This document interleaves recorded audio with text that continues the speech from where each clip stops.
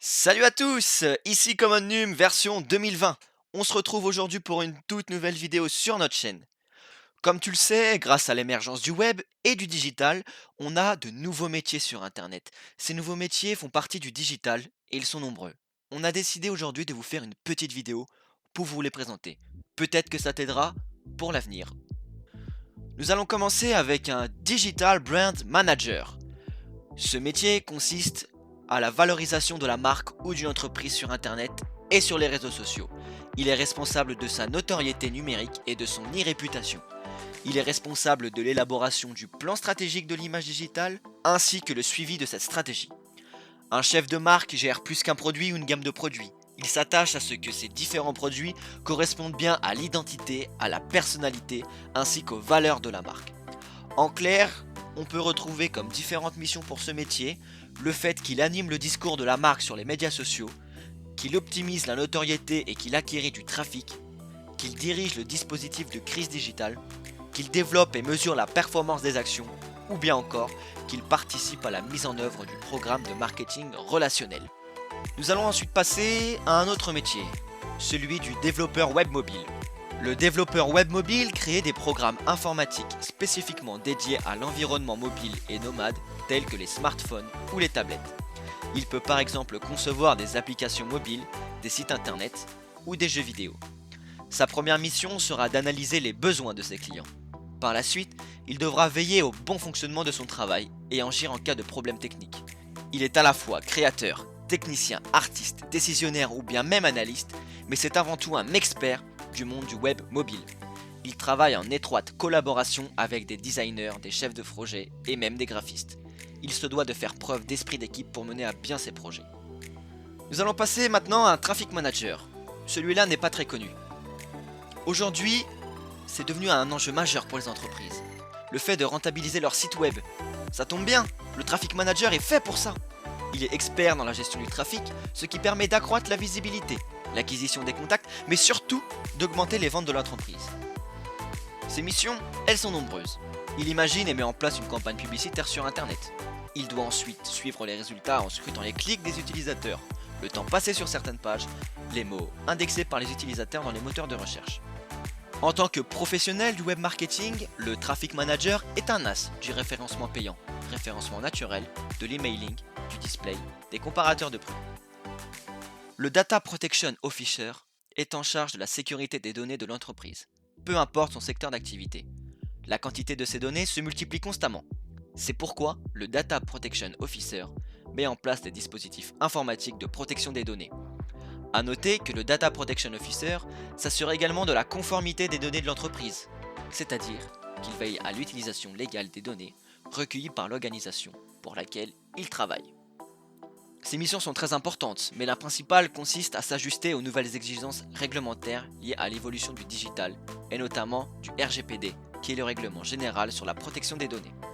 Il doit pouvoir garantir à son employeur ou à ses clients qu'ils sont bien en règle vis-à-vis de leurs données qu'ils recueillent et utilisent à des fins commerciales, et seulement cela. Le Data Protection Officer connaît donc parfaitement la réglementation générale, ainsi que toutes les approches, tous les concepts, les techniques et les méthodes liées à la protection de ces données. Si jamais Internet te passionne, alors tu es fait pour devenir un UX designer, car c'est celui qui est en charge de l'expérience utilisateur sur une plateforme web. Il a pour principale mission d'optimiser la plateforme en ligne d'une marque, en tenant compte essentiellement des besoins des utilisateurs. Il va déterminer quels sont les critères déterminants pour les utilisateurs et va ensuite proposer une amélioration de l'interface. Pour cela, il va mener des études auprès des utilisateurs pour identifier ce qui bloque et ce qu'il y a à améliorer sur la plateforme web.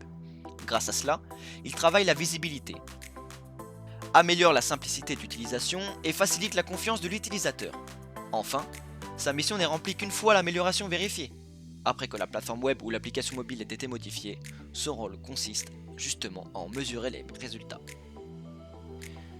Je pense que tu connais le Social Media Manager. Le Social Media Manager veille à l'e-réputation d'une marque, d'une entreprise sur Internet et sur les réseaux sociaux. Le poste de Social Media Manager se distingue de celui du Community Manager, d'une part par sa dimension stratégique. Le Social Media Manager n'est pas un simple exécutant de la stratégie de communication. En effet, c'est lui qui définit cette stratégie, avec la direction de l'entreprise en question bien sûr. Il va donc identifier des cibles et leurs besoins. Sélectionnez des plateformes sociales sur lesquelles l'entreprise devra être présente, Twitter, Facebook, Instagram ou encore LinkedIn. Analysez le positionnement actuel de l'entreprise sur les web et les réseaux sociaux et enfin, définir une ligne éditoriale. À partir de sa stratégie, il met en place un plan d'action ou un social media planning avec de l'optimisation du référencement, de l'identification et de la fidélisation des blogueurs influents. Ensuite, le Social Media Manager suit précisément l'évolution et les résultats de ces différentes actions à l'aide d'outils de Web Analytics, d'outils de mesure d'audience ou de statistiques, parmi lesquels on retrouve Google Analytics, Hootsuite ou encore Linkfluence. L'architecte Big Data. Chaque jour, de plus en plus de données sont générées dans le monde entier. Ces données peuvent être utilisées par les entreprises pour mieux comprendre leurs clients, aiguiller leurs décisions et prendre un avantage compétitif sur la concurrence. Toutefois, pour pouvoir être utilisées, les données doivent d'abord être collectées et organisées. Tel est le rôle de l'architecte Big Data. Ce métier est chargé de la collecte de la donnée brute, qui peut être plus ou moins structurée ou plus ou moins grande quantité, et qui peuvent provenir de sources différentes, qu'elles soient internes ou externes. Au quotidien, l'architecte Big Data crée et optimise les infrastructures de stockage, de manipulation et de restitution des données. Si tu veux réaliser ce métier, il faut plusieurs compétences. Tout d'abord, tu te dois de maîtriser les principales technologies du Big Data, que ce soit Hadoop, Spark ou NoSQL. Tu dois avoir également une excellente maîtrise des outils et du langage informatique, maîtriser l'anglais, être organisé et rigoureux, et enfin, tu dois résister au stress. Toujours dans le domaine de la data, car c'est un secteur très important et qui se développe de plus en plus, je vais te présenter le métier de Data Analyst. C'est celui qui est chargé de l'exploitation des informations recueillies par le biais de différents canaux, afin de faciliter les prises de décision au niveau des dirigeants. La mission du Data Analyst consiste en effet à traiter les différentes données concernant les clients, les produits, afin de dégager des indicateurs utiles aux décideurs. Ainsi, les informations fournies par le Data Analyst permettent aux entreprises de définir par exemple les produits à proposer aux clients en fonction de leurs besoins, de la stratégie marketing à adopter ou encore les améliorations à apporter au processus de production. Tout au long de sa mission, il sera amené à utiliser des outils spécifiques au Big Data, notamment les outils de traitement de données comme Hadoop ou Spark. Le langage informatique n'a donc aucun secret pour lui. C'est ce mec hyper stylé que tu vois dans les films d'ailleurs, qui tape très vite sur son clavier. Il a également recours à différents outils statistiques qui vont l'aider à dégager des tendances, qui vont lui permettre de faire par la suite des recommandations sur les stratégies adoptées. Des compétences en marketing sont aussi requises pour lui permettre de conseiller les dirigeants de l'entreprise dans ce domaine. La rigueur est indispensable pour pouvoir traiter correctement la grande quantité de données disponibles. Le chargé de référencement web met tout en œuvre pour que le site de son client se retrouve en tête des recherches sur Internet. L'audience d'un site internet dépend essentiellement de la qualité de son référencement sur les moteurs de recherche.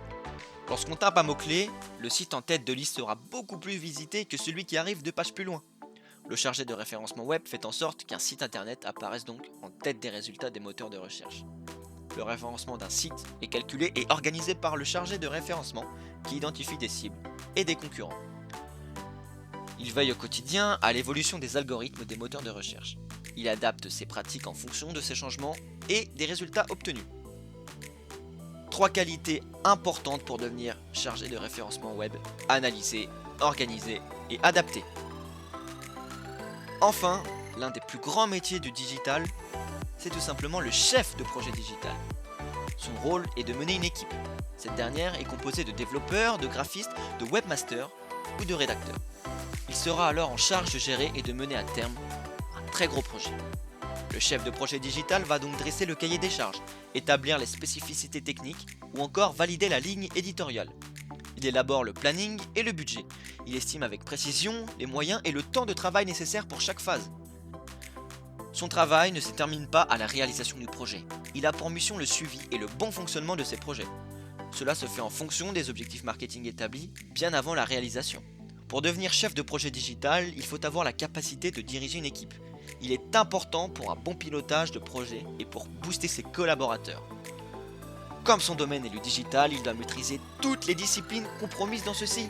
Cela concerne l'informatique, les métiers du web, le marketing et même les nouvelles technologies. On espère que cela t'a plu et que cela t'a été utile. N'hésite pas à nous le faire savoir en mettant un petit j'aime sur la vidéo. C'était Common Num. On se dit à très bientôt pour une nouvelle vidéo. Ciao tout le monde.